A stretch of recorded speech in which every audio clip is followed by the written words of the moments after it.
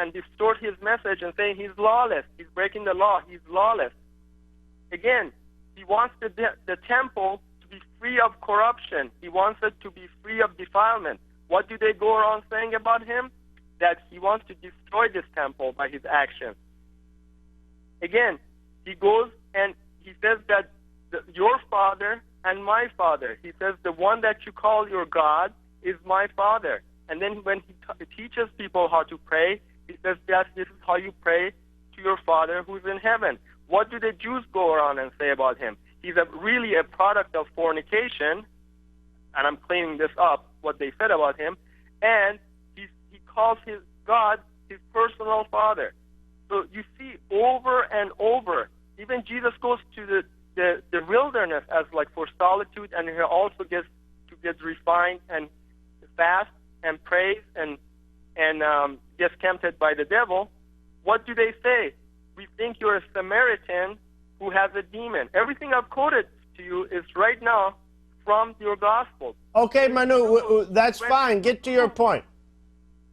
When two groups do not have they take things out of proportion and they don't have right judgment, even when they had the scriptures with them, you see how badly they make mistakes in judgment. This is my point, and hopefully that would show taking things out of proportion with Islam could lead you to make the same mistakes as they did about Jesus.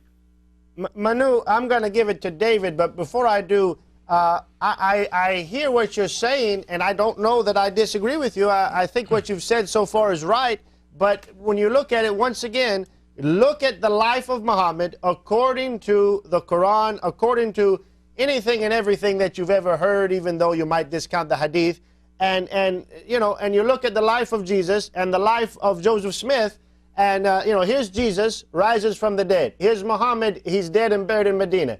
Here's Jesus, he does all kinds of miracles. He raises the dead. He controls nature. He tells the storm to stop. He does all sorts of wonderful miracles. When he dies, there is an eclipse that is observed, not just in the Bible, but is observed in secular history. When he was born, there was a miraculous star. Actually, I think it was miraculous, and yet it can be observed. Science can take astronomical computer programs and extrapolate back in time, secular scientific programs, and find that star. Muhammad, did he split the moon? No one knew about it. No one recorded it. There's no evidence. Muhammad says, my only miracle is the Quran. Joseph Smith says, my only miracle is the Book of Mormon. And Jesus doesn't even have to claim, look at all my miracles. He did say, look at what my works tell you about me. He did miracles like every time we hear him. He's doing miraculous things. He's claiming to be the Son of God. He's doing all these things. Muhammad did not.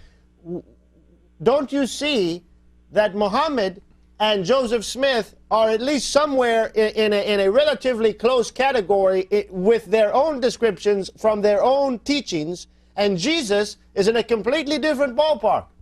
Excuse my explanation there and cliche. Brother David, I'll let you talk with Manu. Yeah, Manu, see, I look, hang on one second, Manu. I look at what you're saying, and you're saying, basically, it doesn't matter what Jesus did, people can reject it. I've never disputed this. But what are they rejecting? They're rejecting a person who's obviously a messenger of God. If Jesus lives the most miraculous life in history, if he's the one who can raise the dead, if he's the one who can walk on water, if he's the one who can cure any illness, and if he's the one who rises from the dead, obviously, if you reject him, you are just completely opposed to the truth. In other words, all the evidence we have tells us that Jesus is speaking the truth. We don't have any evidence against Jesus. Therefore, if you do reject Jesus, it's just because you are extremely biased and you are in a rebellion against God.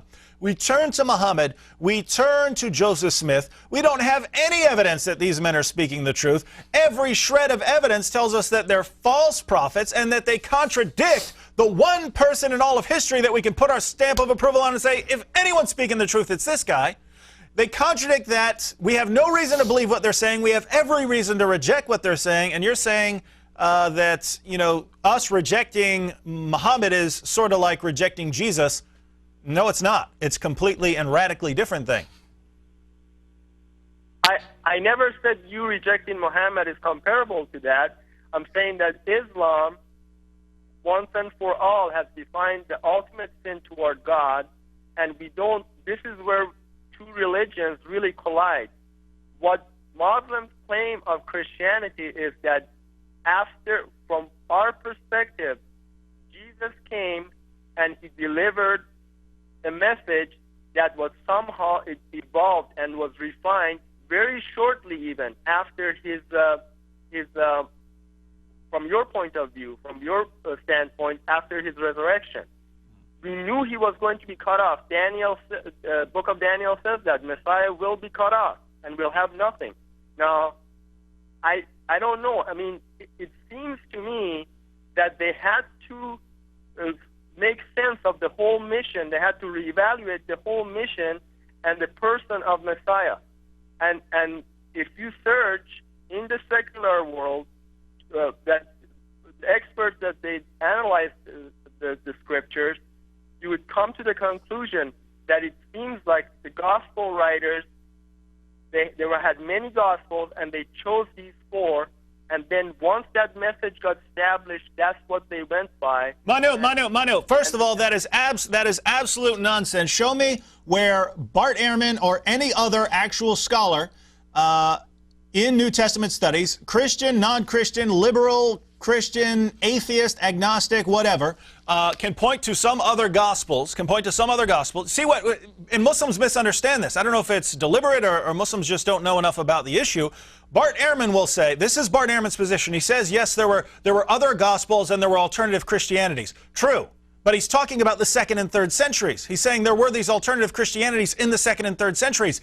Ask Bart Ehrman what Gospels go back to the 1st century. He'll tell you the ones in the New Testament. Bart Ehrman will not deny this. In fact, Bart Ehrman says if you want to learn about Jesus, you go to the New Testament. If you want to learn about 2nd and 3rd century variations of Christianity, yes, you can go to the Gnostic Gospels. You can go to these other books. If you want to know about Jesus, according to Bart Ehrman and according to any scholar who knows what he's talking about, you go to the New Testament Gospels. But when we go to the New Testament Gospels, the sources that even atheists and agnostic scholars will grant, what do we find? We find a man who died on the cross for sins, rose from the dead, and claimed to be divine. And Islam tells us, no, don't believe what the 1st century witnesses tell you about Jesus. Believe what a man said when he came 600 years later and couldn't read or write. No, unless you give me a very good reason to believe what this man says, which you can't.